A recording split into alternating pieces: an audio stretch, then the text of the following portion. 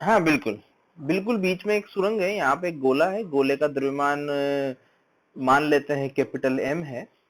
इस गोले का जो द्रव्यमान है मान लो कैपिटल एम है, त्रिज्या इसकी कैपिटल आर है, और ये बिल्कुल डायमीटर से ये सुरंग पास हो रही, बिल्कुल पतली सुरंग है ना, मतलब बड़ा गोला है, सुरंग के मुकाबले गोला बहुत बड़ा है। सुरंग के एक किनारे पर, सुरंग के एक किनारे पर अपन ने एक छोटा द्रव्यमान स्मॉल एम रख कर छोड़ दिया। यहाँ पे सुरंग जो है वो स्मूथ है, और मतलब सब आइडियल है, यहाँ पे कोई फ्रिक्शन वगैरह कुछ नहीं है, है ना, सब आइडियल कंडीशंस है। बड़ा गोला फिक्स है, सॉलिड गोला, ठोस है, ठोस गोला, बड़ा गोला, और एक बिंदु द्रव्यमान स्मॉल एम को अपन ने इसके जो सतह थी सतह से छोड़ दिया। प्रश्न अपना ये है कि जब बिंदु द्रव्यमान, जब m गोले के केंद्र पर पहुंचेगा, गोले के केंद्र पर पहुंचेगा,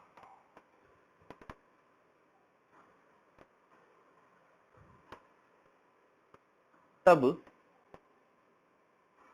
उसका वेग ज्ञात करो, तब उसका वेग ज्ञात करो।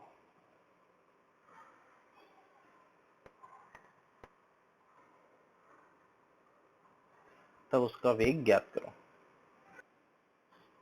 ऊर्जा संरक्षण का नियम लगाते हैं, K initial plus U initial equal to K final plus U final.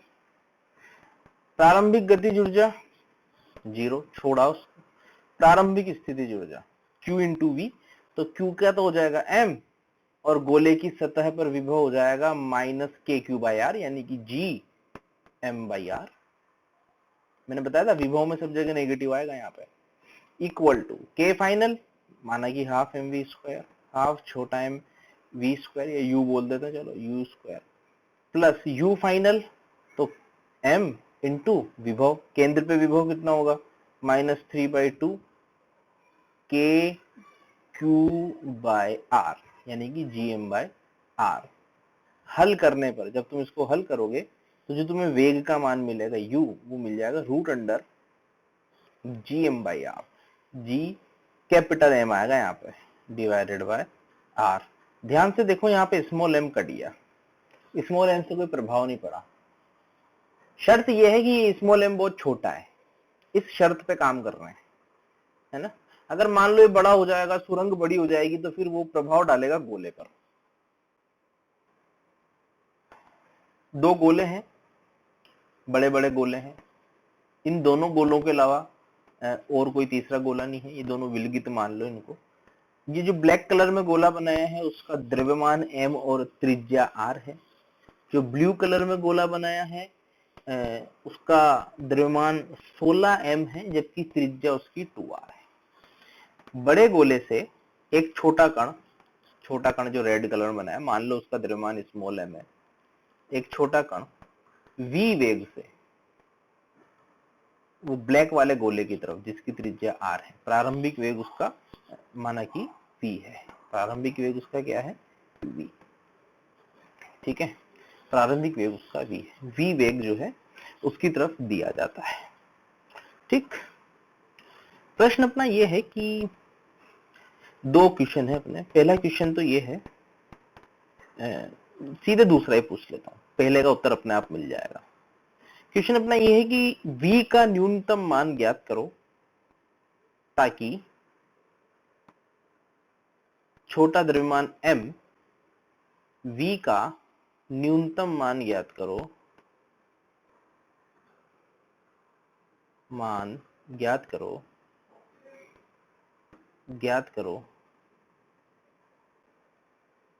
ताकि स्मॉल m दूसरे गोले पर पहुंच जाए।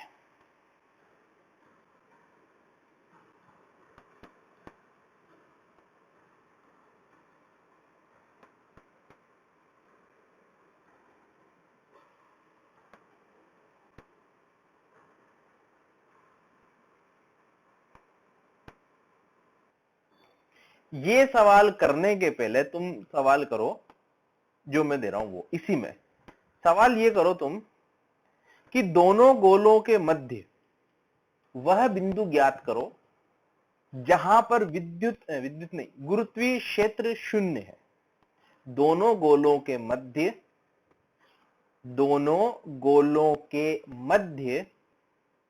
वह बिंदु ज्ञात करो जहां पर गुरुत्वीय क्षेत्र शून्य है।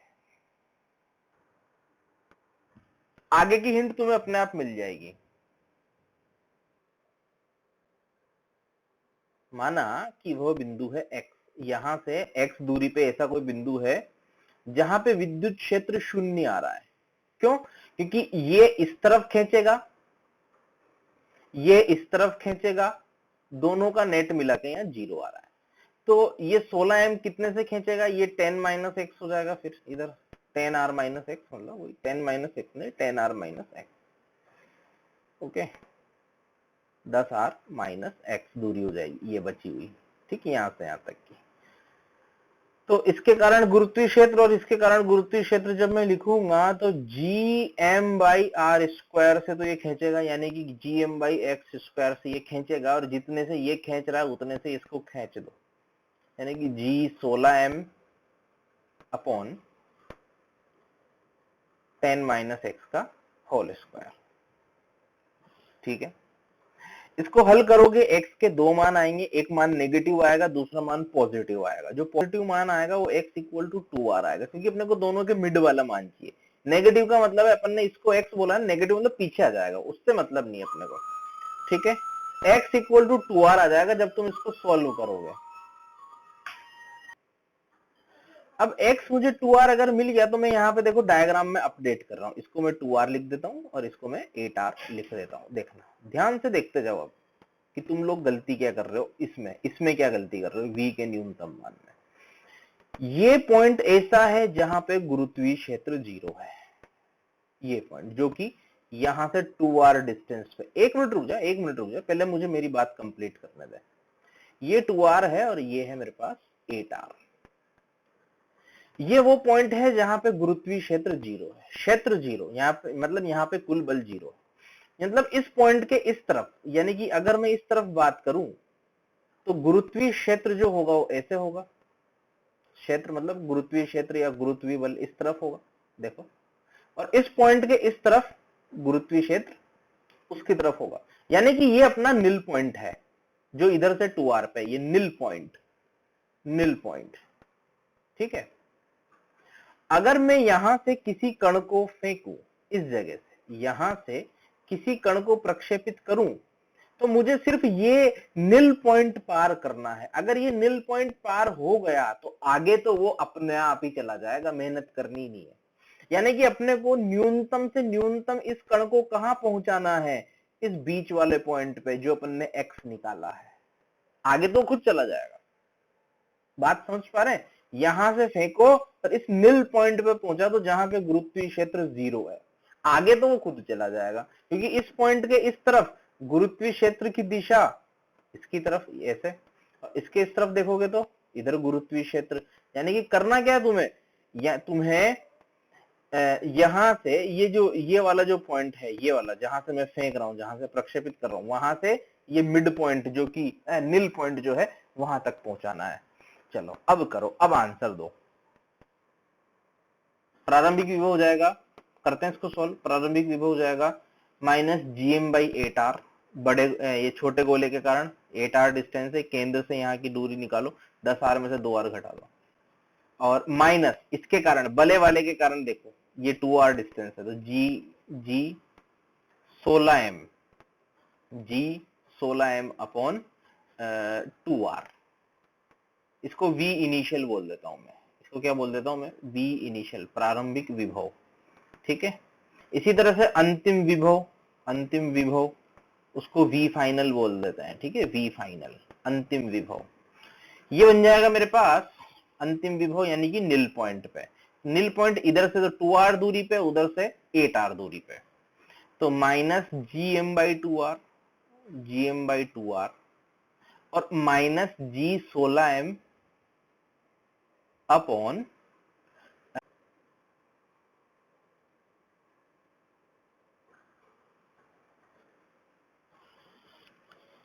ये बन गया अंतिम विभव। इसको सॉल्व वगैरह करके इसके वैल्यू निकालना, ठीक है।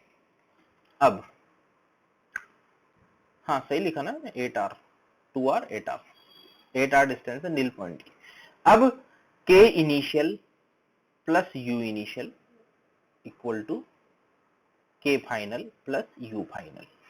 प्रारंभिक गतिज ऊर्जा हाफ m u स्क्वायर या v, कितना v लिखा था शायद मैंने, v स्क्वायर, उसको u कर लो, प्रारंभिक वेग को u लिख लो, विभव को v लिख रहे ना, क्योंकि उसको u लिख लो या v नॉट कर लो, कुछ भी कर लो, या तो v नॉट कर लो या u कर लो, u स्क्वायर प्लस अब प्रारंभिक स्थितिज ऊर्जा, तो प्रारंभिक स्थितिज ऊर्जा क्या हो जाएगी, m v initial, m v initial, ठीक है, q v, यहाँ पे m v हो जाएगा। इस v में अपने आप में नेगेटिव है तो और एक और माइनस मत लगा देना यार, इस v के अंदर माइनस छुपा है, देखो ये माइनस और ये minus, equal to k final 0, null point तक पहुंचा दो बस, तो अंतिम वेग 0 प्लस अंतिम स्थितिज ऊर्जा m इंटू वी फाइनल, इसमें अपने आप में माइनस है, इसको माइनस लगाने की आवश्यकता नहीं है अलग से। इस इक्वेशन को सॉल्व करो, m से m तो खत्म हो ही जाएगा, इक्वेशन को सॉल्व करोगे फाइनल आंसर तुम्हें मिल जाएगा, ओके, जो कि मैंने अभी थोड़ी देर पहले लिख के बताया था। फाइनल आंसर इसका कितना था एक बार अभी बताओ, 45/4 ऐसा था शायद, 45/4 gm/r, ये इसका फाइनल आंसर बनेगा वेग का। इससे अगर कम दोगे तो वो नील पॉइंट तक नहीं पहुंच पाएगा, और नील पॉइंट तक नहीं पहुंच पाएगा तो दूसरे गोले तक नहीं पहुंच पाएगा।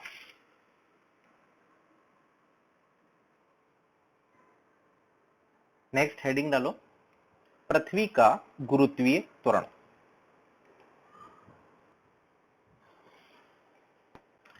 पृथ्वी के गुरुत्वीय त्वरण में देखो क्या है कि पहला पॉइंट तो ये है कि पृथ्वी का आकार अंडाकार होता है। अंडाकार से मतलब ये है कि अगर मान लो ये धरती की अक्ष है तो अक्ष के अनुदिश धरती थोड़ी सी कम डायमीटर की, यानी कि उसका व्यास थोड़ा सा कम है अक्ष के अनुदिश। मतलब जैसे मान लो ये नॉर्थ पोल है, ये साउथ पोल है, ये इसकी भूमध्य रेखा यहाँ पे है, तो ये भूमध्य रेखा वाली जो प्लेन है, जिस प्लेन में भूमध्य रेखा है या ये जो अक्षांश है, इस अक्षांश के अनुदिश, यानी कि अगर मैं इस धरती को ऐसे काट दूं, यहाँ से काट दूं, तो ये जो व्यास है इन दोनों के मध्य, इन दोनों बिंदुओं के मध्य जो व्यास है वो थोड़ा सा ज्यादा होता है। ध्रुवों से ध्रुव को ध्रुव से मिला दूं और अगर मैं व्यास बनाऊं, वो व्यास थोड़ा सा कम है भूमध्य रेखा के अनुदिश या विषुवत रेखा के अनुदिश। अगर मैं व्यास निकालूं तो वो व्यास थोड़ा सा ज्यादा है, इसलिए ध्रुवों पर गुरुत्वीय त्वरण का मान विषुवत रेखा से थोड़ा सा ज्यादा है। ये थोड़ा सा केंद्र के पास है, ये थोड़ा सा केंद्र से दूर है।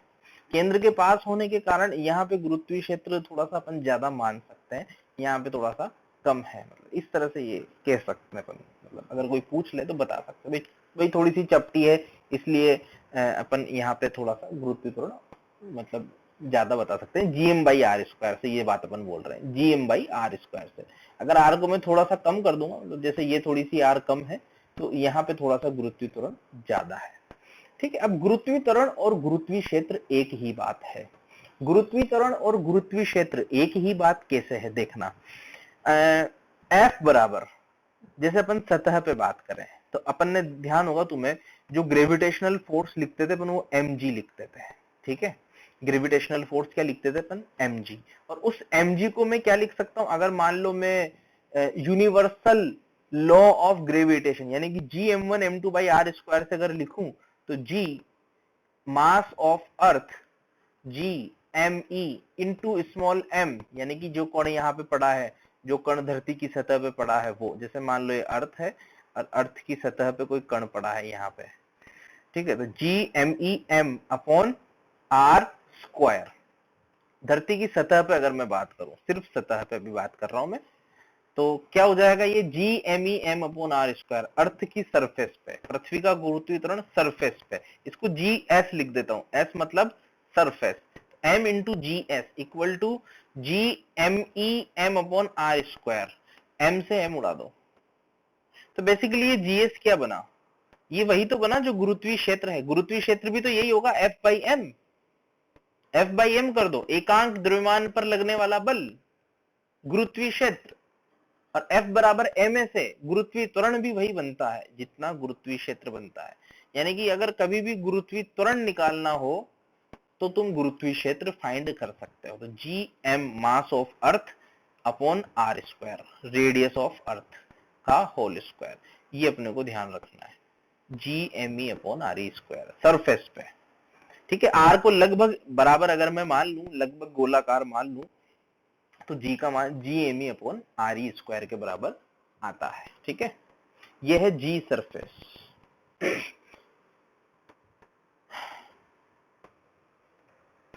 है ना।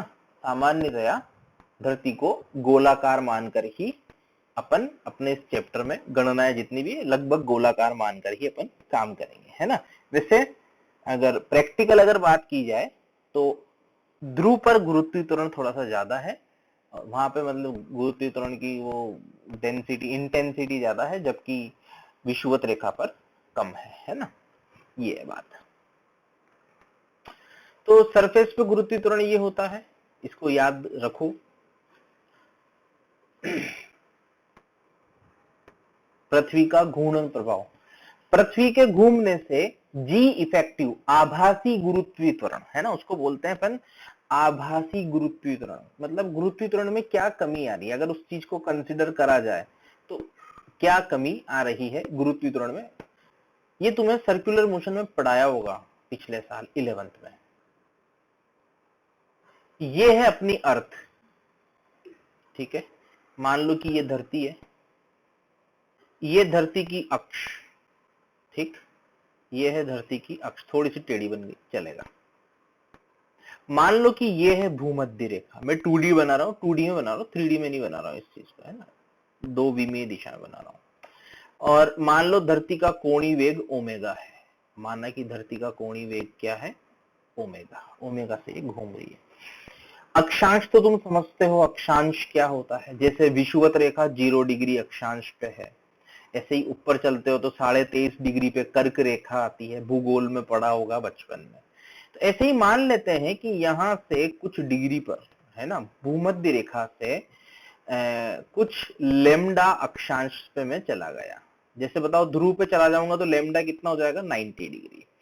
यहाँ पे अपन मान लो कोई पार्टिकल रखा हुआ है, इस पार्टिकल पे जी इफेक्टिव की बात कर रहे हैं, ठीक है। जी इफेक्टिव मतलब इस पर कुल बल अपन कंसिडर करेंगे धरती के रेस्पेक्ट में, ठीक है। अपन यहाँ पे काम क्या करेंगे, विद रेस्पेक्ट टू अर्थ, पृथ्वी के सापेक्ष। अगर मैं पृथ्वी के सापेक्ष बैठूंगा तो पृथ्वी जब घूमेगी, ठीक है, अगर पृथ्वी की त्रिज्या कैपिटल आर में ले लूं, ठीक है, पृथ्वी की त्रिज्या अगर मैं कैपिटल आर ले लूं, थोड़ा सा इसको बनाते हैं ऐसे, ये तो अक्ष हो गई अपनी, ये हो गई मेरी अक्ष, और ये अपनी अक्षांश लैम्डा डिग्री पे या लैम्डा रेडियन पे, ये अपनी अक्षांश।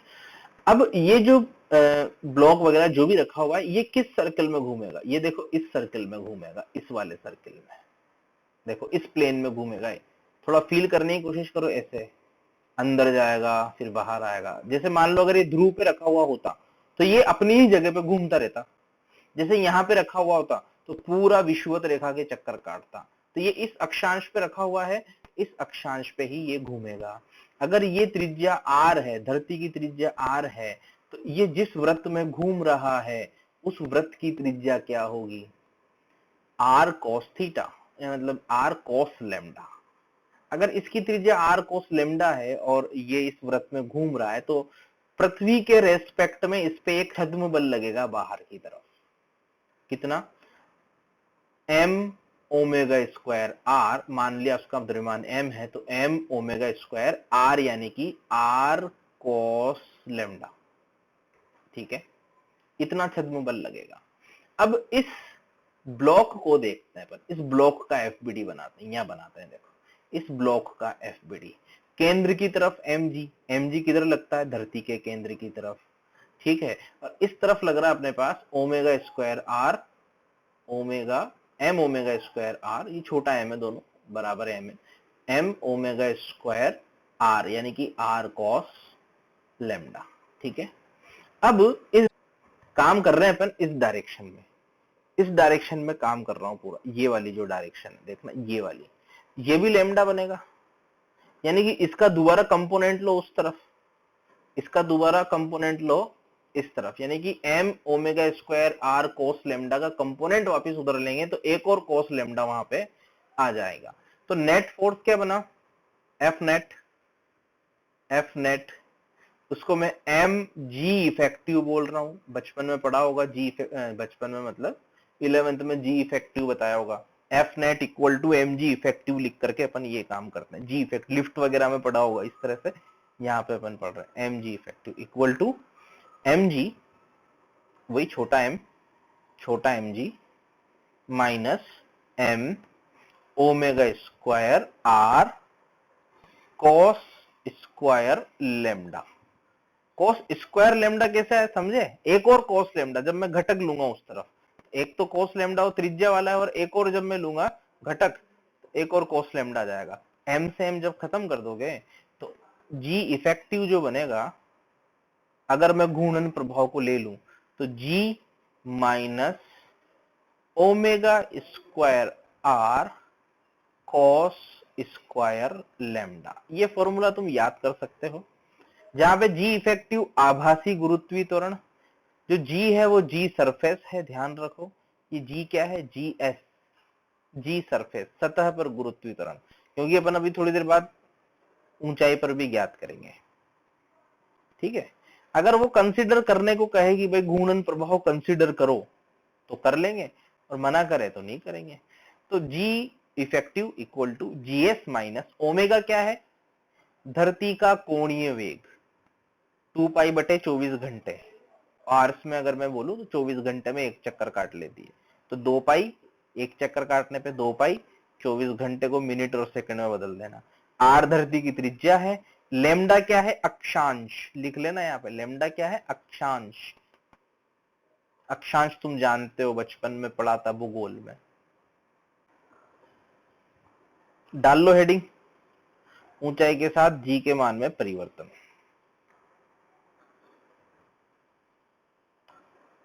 देखते जाओ, अभी पहले मैं अपनी बात कंप्लीट कर दूं, फिर डाउट हो तो पूछना। जी का मान मतलब विद्युत क्षेत्र, जी मतलब गुरुत्वीय त्वरण, और गुरुत्वीय त्वरण मतलब गुरुत्वीय क्षेत्र। जब भी गुरुत्वीय त्वरण निकालने की बात कहे तुम्हें गुरुत्वीय क्षेत्र निकालना है। मान लो कि ये अर्थ है, पहले मैं मेरी बात पूरी कर देता हूं, फिर तुम्हारा जो डाउट हो पूछ लेना।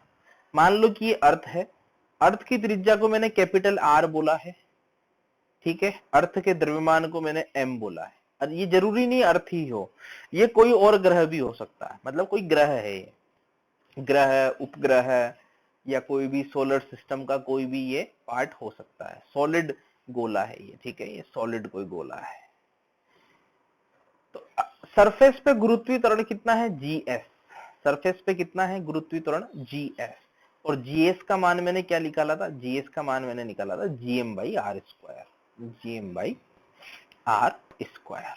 ओके, तो अगर मान लो कि मुझे सतह से कुछ h ऊंचाई पर, सतह से कुछ h ऊंचाई पर, वो h जो है वो कम भी हो सकती है, ज्यादा भी हो सकती है, जैसे कि 1 किलोमीटर भी हो सकता है, 1000 किलोमीटर भी हो सकता है। अर्थ की त्रिज्या लगभग 6400 किलोमीटर होती है, याद रखना, 6400 किलोमीटर अप्रोक्स, ठीक है, अर्थ की त्रिज्या।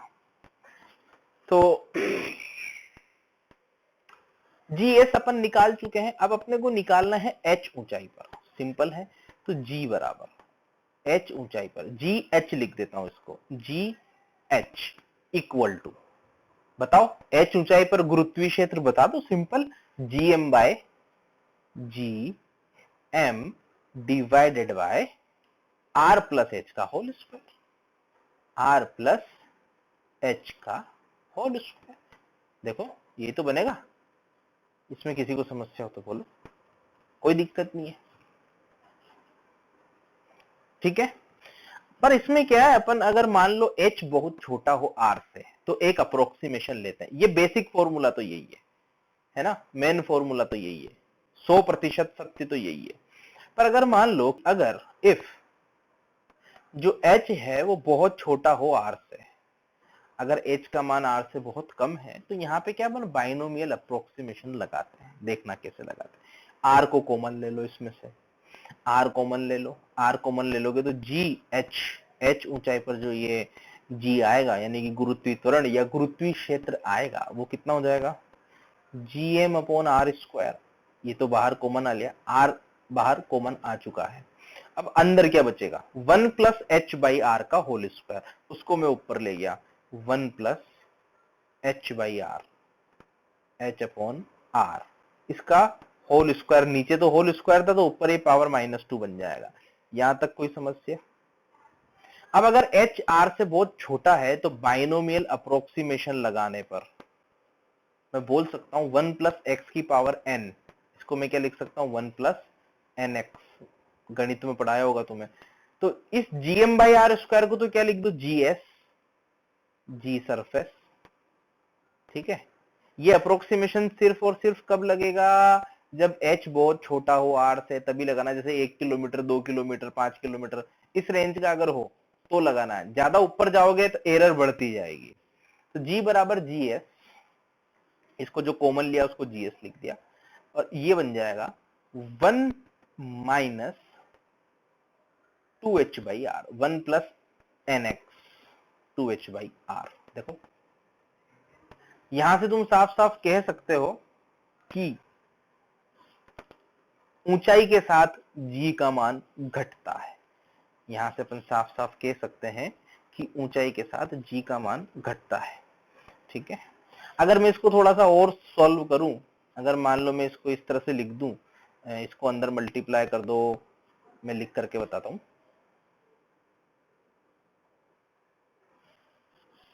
थोड़ा सा आगे सॉल्व करके लिखा तो ये g h minus g s, h ऊंचाई पर गया, अंतिम जी एच माइनस प्रारंभिक g s upon g s, यानी कि डेल्टा जी अपॉन जी, यानी कि delta g upon g s, g के मान में परिवर्तन, ठीक है, अपॉन परिवर्तन अपॉन जी एस, प्रारंभिक मान, अंतिम मान माइनस प्रारंभिक मान अपॉन प्रारंभिक मान, ये बन गया 2h बाई आर। और अगर मान लो मैं प्रतिशत निकालूं, प्रतिशत परिवर्तन, यानी कि delta G by G upon 100, delta G by G upon 100 into 100 into 100, देखो क्या बनने वाला। तो इसको ऐसे रटना नहीं है, रट्टा नहीं मारना है, इतना याद कर लो काफी है,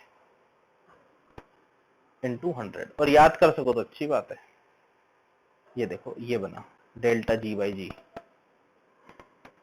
माइनस 2h बाई आर, ठीक है। प्रश्न है कि, अरे प्रश्न तो पढ़ना, अरे रुक जा भाई, 1 मिनट रुक जा, रिकॉर्ड कर दूं इसको। पृथ्वी की सतह पर 3r ऊंचाई, 3r में जो ये r है वो धरती की त्रिज्या है, पृथ्वी की त्रिज्या है। ऊंचाई पर गुरुत्वीय त्वरण का मान ज्ञात करो यदि सतह पर गुरुत्वीय त्वरण GS है, सतह पर दे रखा है, 3r ऊंचाई पर बताना है। ये इसका सॉल्यूशन, सतह पर GS दे रखा है, GM by R square, h ऊंचाई पर यानी कि 3r ऊंचाई पर अपन ने g निकाला, सॉल्व किया, आंसर आया 1/16 GS। अच्छा मान लो अगर तुम वो फॉर्मूला अप्लाई करते हैं 1 माइनस 2h बाई आर वाला, हो सकता है किसी ने किया हो, जी एच बराबर G S 1 minus 2h by R, 1 minus 2h by R. अब देखो यहाँ पे h का मान डालो, अगर वो लगा दूं तो मैं सपोज करो 2h बाई आर, तो सब गड़बड़ हो गई ना। देखो फार्मूला फेल हो गया, क्यों, क्योंकि h बहुत छोटा छोटा छोटा नहीं है r से, ये कंडीशन नहीं है, इसलिए ये फार्मूला नहीं लगेगा, ठीक है। अगला प्रश्न थोड़ा सा चेंज है, पृथ्वी की सतह से r बाई 100 ऊंचाई पर गुरुत्वीय त्वरण का मान ज्ञात करो यदि सतह पर गुरुत्वीय त्वरण GS है।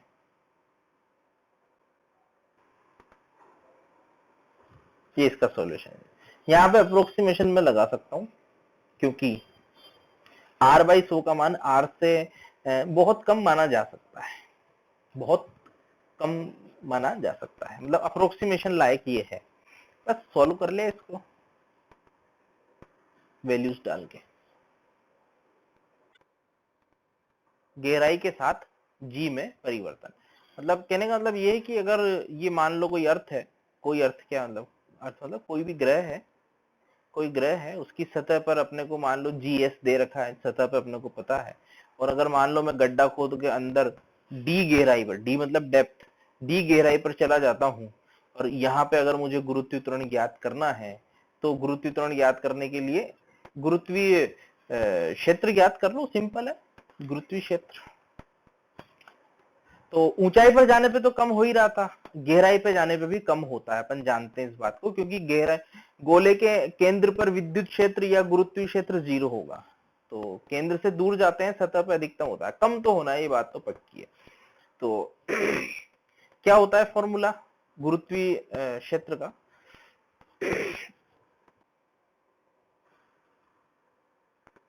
तो जी डी, इसको डी लिख देता हूं, डी गहराई पे है ना, गहराई को डी लिख देता हूं, जी डी गहराई पे बराबर g capital M upon are cube into small r यानी कि ये डिस्टेंस, ये स्मॉल आर, ये पुराने फॉर्मूले यूज कर रहा हूं मैं जो अपन कर चुके हैं, K Q X upon are cube, K Q X क्या था वो, K Q R upon are cube, तो स्मॉल आर क्या हो जाएगा यहाँ पे, कैपिटल आर माइनस डी। ठीक है, इसमें कोई अप्रोक्सीमेशन नहीं लगाया मैंने अभी, ध्यान रखना, कैपिटल आर माइनस डी। ऐसा करो इसमें से आर कॉमन ले लो, जी डी, तो बन जाएगा GM upon R square, GM upon R square. ठीक है, और ये बन जाएगा 1 minus D by R. Okay, इस जीएम अपॉन आर स्क्वायर को मैं लिख सकता हूं जीएस। देखो मैंने कोई अप्रोक्सीमेशन नहीं लगाया है, ध्यान देना, मैंने अभी तक ऐसा कुछ बोला नहीं है कि डी बहुत छोटा है आर से। पिछले केस में लगाया था क्योंकि मैं उसको ऊपर लाया था, पावर -2 हुई थी, फिर अप्रोक्सीमेशन लगाया था। यहाँ आवश्यकता ही नहीं अप्रोक्सीमेशन लगाने की, ऑटोमेटिकली काम हो गया बिना अप्रोक्सीमेशन लगाए, कुछ करना ही नहीं पड़ा। ठीक है, जी डी बराबर G S 1 minus D by R, ये फॉर्मूला बना है। और इस फॉर्मूले को तुम बिना अप्रोक्सीमेशन के लगा सकते हो, ये कहीं भी लगा सकते हो। पिछले केस में तो ये ऐसा जो बना था वो अप्रोक्सीमेशन के साथ था, पर इसमें अप्रोक्सीमेशन की कोई जरूरत, कारण उसका ये कि लीनियर चेंज होता है ना यार, लीनियर चेंज हो रहा है। देखो अंदर की तरफ गुरुत्वीय क्षेत्र लीनियर चेंज होता है, ग्राफ बनाया था अपन ने इलेक्ट्रोस्टैटिक्स में, रेखीय रूप से rho r upon 3 epsilon nought. G D बराबर G S 1 minus D by r, अगर इसको मैं डेल्टा जी बाई जी लिखूंगा उसी तरह से जैसे पहले लिखा था, delta G by G S, तो ये बन जाएगा माइनस डी बाई आर। ठीक है, डी मतलब गहराई, डेल्टा जी बाई जी, और इसको प्रतिशत परिवर्तन अगर मैं लिखूंगा delta G by G S, ये तो मैथमेटिक्स है, इसे into 100 equal to minus D by R, इसमें कोई अप्रोक्सीमेशन नहीं है, इंटू 100। लीनियर चेंज है क्योंकि जैसे r/2 दूरी पर आधा रह जाएगा, केंद्र पे 0 रह जाएगा, ये बात है, इसको लिख लो। अगला प्रश्न तुम्हारे सामने है।